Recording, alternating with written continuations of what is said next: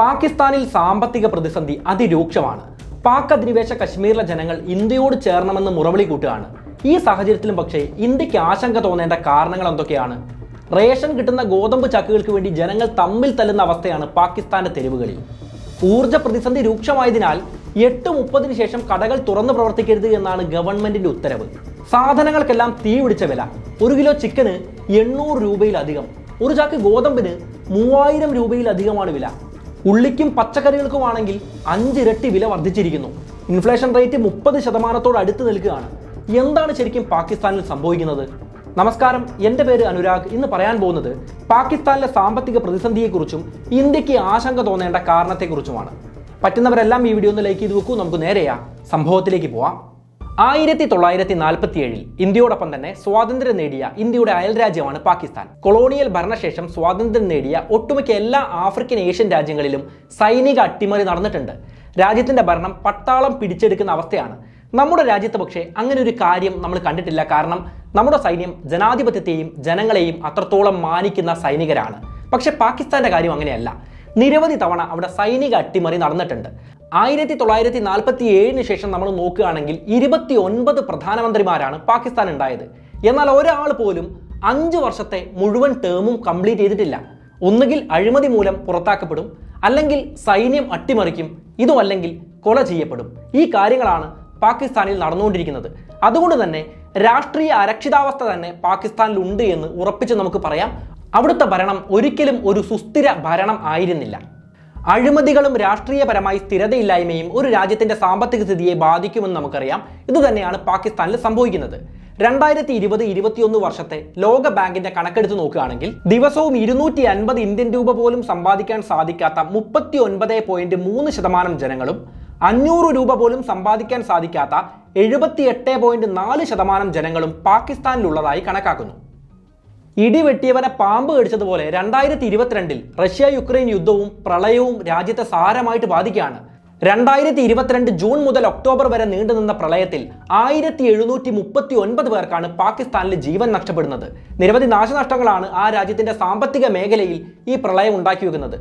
നൂറ്റാണ്ടിലെ തന്നെ ഏറ്റവും വലിയ 2 പ്രളയങ്ങൾ കണ്ടിട്ടുള്ള മലയാളികൾക്ക് സാമ്പത്തിക നിലയെ എങ്ങനെ പ്രളയം ബാധിക്കുമെന്ന് പ്രത്യേകിച്ച് പറഞ്ഞു തരേണ്ട കാര്യമില്ല. നമുക്കറിയാം, കടകളെല്ലാം അടച്ചിടും, ജനങ്ങൾ ദുരിതാശ്വാസ ക്യാമ്പുകളിലായിരിക്കും, എല്ലാവരും ജീവൻ രക്ഷിക്കാനുള്ള തത്രപ്പാടിലായിരിക്കും.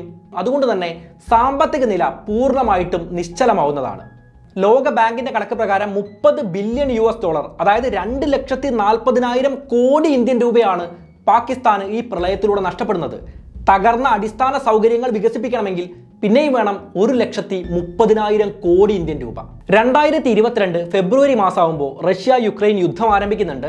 ഇത് ആഗോളതലത്തിൽ നിരവധി വലിയ ചലനങ്ങൾക്ക് കാരണമാവുന്നുണ്ട്. പ്രധാനമായിട്ട് സംഭവിച്ചത് ആഗോളതലത്തിലെ ഊർജ്ജ പ്രതിസന്ധിയായിരുന്നു. നമ്മൾ യൂറോപ്പിലെ ഊർജ്ജ പ്രതിസന്ധിയെക്കുറിച്ച് വിശദമായി തന്നെ വീഡിയോയിൽ പറഞ്ഞിരുന്നു. വലിയ തോതിൽ എണ്ണ ഇറക്കുമതി നടത്തുന്ന പാകിസ്ഥാനെയും ഇത് ബാധിക്കുന്നുണ്ട്. അതുകൂടാതെ അവരുടെ എക്സ്പോർട്ടിങ്ങിനെയും ഇമ്പോർട്ടിങ്ങിനെയും എല്ലാം സാരമായി തന്നെ റഷ്യ യുക്രൈൻ യുദ്ധം സ്വാധീനിക്കുന്നുണ്ട്. പാകിസ്ഥാനിലേക്ക് തിരിച്ചു വരികയാണെങ്കിൽ റഷ്യ യുക്രൈൻ യുദ്ധം എണ്ണ ഇറക്കുമതിയെ കാര്യമായിട്ട് ബാധിക്കുന്നുണ്ട്. പെട്രോൾ വില വർധനവ് നല്ല രീതിയിൽ രൂക്ഷമാവുകയാണ്. ഓരോ വർഷവും കയറ്റുമതിയിലൂടെ പാകിസ്ഥാൻ ഉണ്ടാക്കിക്കൊണ്ടിരുന്ന $30 ബില്യൺ ഒരു കോട്ടം തട്ടുകയാണ്. അതുപോലെ ഇറക്കുമതിക്ക് വേണ്ടി ചിലവഴിക്കേണ്ട $90 ബില്യൺ കണ്ടെത്താൻ പറ്റാത്ത അവസ്ഥ വരികയാണ്. പെട്രോളിന്റെ വില കൂടിയാൽ പ്രശ്നമാണെന്ന കാര്യം എനിക്കും അറിയാം, നിങ്ങൾക്കും അറിയാം. അതുകൊണ്ട് തന്നെ പാകിസ്ഥാൻ പുതിയ തീരുമാനങ്ങൾ കൈക്കൊള്ളുകയാണ്.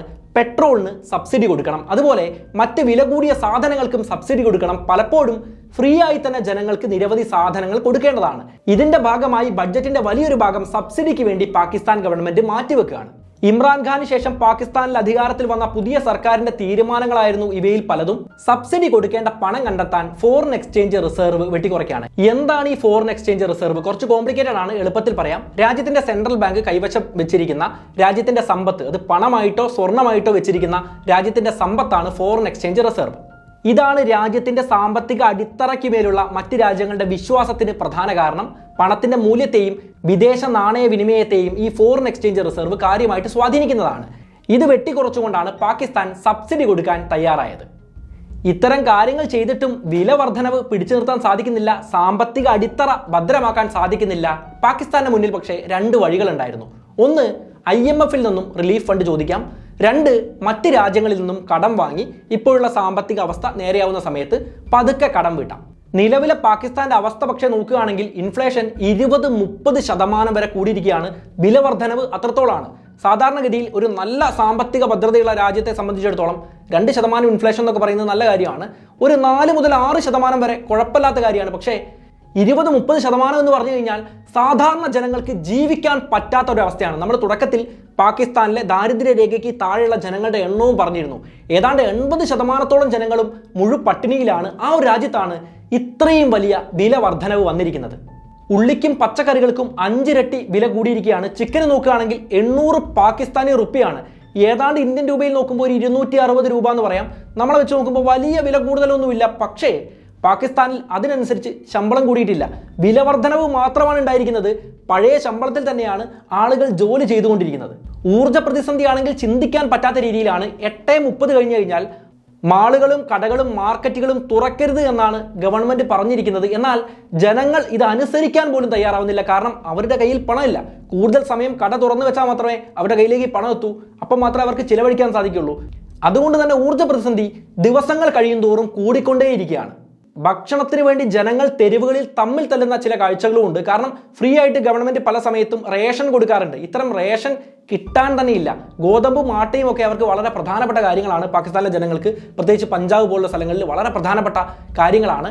അതുകൊണ്ട് തന്നെ റേഷൻ കിട്ടുന്ന ലോറിക്ക് പുറകിലൂടെ ജനങ്ങൾ ഓടുന്നതും, കുറച്ചു പേർക്ക് റേഷൻ കിട്ടിക്കഴിഞ്ഞാൽ അവരുടെ കയ്യിൽ നിന്നും തട്ടിയെടുക്കാൻ വേണ്ടി പരസ്പരം തമ്മിൽ തല്ലുന്നതുമെല്ലാം പാകിസ്ഥാൻ തെരുവുകളിൽ ഒരു നിരന്തരമായി സംഭവിക്കുന്ന ഒരു സാധാരണ കാര്യമായിട്ട് ഇപ്പം മാറിയിരിക്കുകയാണ്. ഇത്രത്തോളം പ്രതിസന്ധി പാകിസ്ഥാൻ നേരിട്ടുകൊണ്ടിരിക്കുന്ന ഈ ഒരു സമയത്താണ് $1.7 ബില്യൺ IMF-ൽ നിന്ന് റിലീഫ് ഫണ്ടായിട്ട് പാകിസ്ഥാൻ ആവശ്യപ്പെടുന്നത്. നമ്മൾ 2 വഴി പറഞ്ഞു. അതിലൊരു വഴി IMF-ൽ നിന്നുള്ള റിലീഫ് ഫണ്ടായിരുന്നു. എന്നാൽ ചരിത്രം പരിശോധിച്ചാൽ 23 തവണ പാകിസ്ഥാന് റിലീഫ് ഫണ്ട് IMF കൊടുത്തിട്ടുണ്ട്.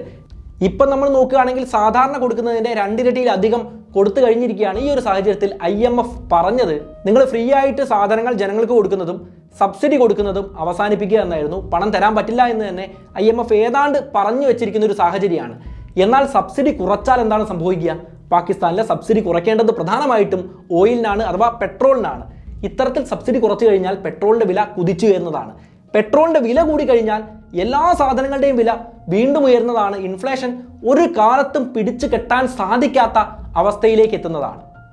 ഈ സാഹചര്യത്തിൽ രാജ്യത്തെ സാമ്പത്തിക പ്രതിസന്ധി, ഊർജ്ജ പ്രതിസന്ധി എല്ലാം പരിഹരിക്കാൻ പാകിസ്ഥാന്റെ മുന്നിലുള്ള ഏക വഴി മറ്റ് രാജ്യങ്ങളോട് കടം മേടിക്കുക എന്നുള്ളതാണ്. എന്നാൽ പാകിസ്ഥാൻ ഇപ്പം തന്നെ കടത്തിൽ മുങ്ങി നിൽക്കുന്ന ഒരു രാജ്യമാണ്. 274 ബില്യണാണ് അവരുടെ കടമായിട്ട് 2023 ജനുവരി മാസത്തിൽ നോക്കുമ്പോൾ നമുക്ക് മനസ്സിലാക്കാൻ പറ്റുന്നത്. അത് ആ രാജ്യത്തിൻ്റെ ആകെ GDP-യുടെ 79%. രാജ്യത്തിൻ്റെ ബജറ്റിൻ്റെ അല്ലെങ്കിൽ GDP-യുടെ ഒരു പ്രധാന ഭാഗം അവർ നീക്കിവെക്കുന്നത് ഇത്തരം കടം തീർക്കാനാണ്. അപ്പോൾ രാജ്യം ഒരിക്കലും സാമ്പത്തിക പുരോഗതിയിലേക്ക് പോവാത്തൊരവസ്ഥയാണ്. മറ്റ് രാജ്യങ്ങളിൽ നിന്നും കടം കിട്ടാത്തൊരവസ്ഥയാണ്. എങ്കിലും UAE-യുമായിട്ടും സൗദിയുമായിട്ടും ചൈനയുമായിട്ടുമെല്ലാം പാകിസ്ഥാൻ സംസാരിച്ചുകൊണ്ടേയിരിക്കുകയാണ്. UAE ആദ്യം 2 ബില്യൺ കൊടുത്തു, പിന്നീട് 1 ബില്യൺ കൂടെ കൊടുക്കാം എന്ന് പറഞ്ഞിരിക്കുകയാണ്. സൗദി 8 ബില്യണാണ് പാകിസ്ഥാന്റെ സാമ്പത്തിക പ്രതിസന്ധി പരിഹരിക്കാൻ വേണ്ടി ഇപ്പോൾ അനുവദിച്ചിട്ടുള്ളത്. ചൈനയുടെ കാര്യം നോക്കുകയാണെങ്കിൽ ചൈന ഇപ്പം തന്നെ പാകിസ്ഥാന് 30 ബില്യൺ കടമായിട്ട് കൊടുത്തിരിക്കുകയാണ്. അതിൻ്റെ പുറമെയാണ് നിലവിലുള്ള സാഹചര്യം പരിഹരിക്കാൻ ചൈനയുടെ ഭാഗത്തേക്ക് പാകിസ്ഥാൻ വീണ്ടും പോകുന്നത്. ചൈന ഇനിയും കടം കൊടുക്കാൻ സാധ്യതയുണ്ട്. പക്ഷേ അതൊരു പക്ഷേ ഇന്ത്യക്ക് ഭീഷണിയായേക്കാം. ചൈനീസ് ഡെപ്റ്റ് ട്രാപ്പ് അഥവാ കടക്കെണി എന്ന് നമ്മൾ പലപ്പോഴും കേട്ടിട്ടുണ്ട്. അതൊരു സത്യമാണ്. ശ്രീലങ്കയുടെ കാര്യം നോക്കിയാൽ മതി. ശ്രീലങ്കയ്ക്ക് കടം കൊടുത്താണ് അവർ ഹമ്പൻതോട്ട തുറമുഖത്ത് അവരുടെ ഒരു സീ പോർട്ട് സ്ഥാപിച്ചിട്ടുള്ളത്.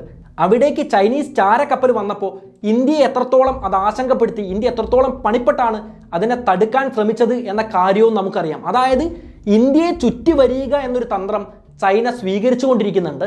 പാകിസ്ഥാന് ഇനിയും ചൈന കടം കൊടുക്കുകയാണെങ്കിൽ പാകിസ്ഥാനിൽ നിന്ന് പല സഹായങ്ങളും അവർ തിരിച്ചാവശ്യപ്പെടാൻ സാധ്യതയുണ്ട്. അങ്ങനെ വന്നാൽ ഇന്ത്യൻ അതിർത്തിയോട് കൂടുതൽ ചേർന്ന് ചൈനീസ് നാവിക താവളങ്ങളും സൈനിക താവളങ്ങളും സ്ഥാപിക്കപ്പെട്ടേക്കാം. ഇന്ത്യ എന്ന രാജ്യത്തെ സംബന്ധിച്ചിടത്തോളം പാകിസ്ഥാൻ എന്നത് അത്രയും വലിയൊരു എതിരാളിയല്ല എങ്കിലും ചൈന എന്ന് പറയുന്ന സാമ്പത്തികപരമായി നല്ല കെട്ടുറപ്പുള്ള വലിയ സൈനിക ശക്തിയുള്ള ടെക്നോളജിക്കലി നല്ല അഡ്വാൻസ്ഡ് ആയിട്ടുള്ള ഒരു രാജ്യം തീർച്ചയായിട്ടും ഒരു ഭീഷണി തന്നെയാണ്.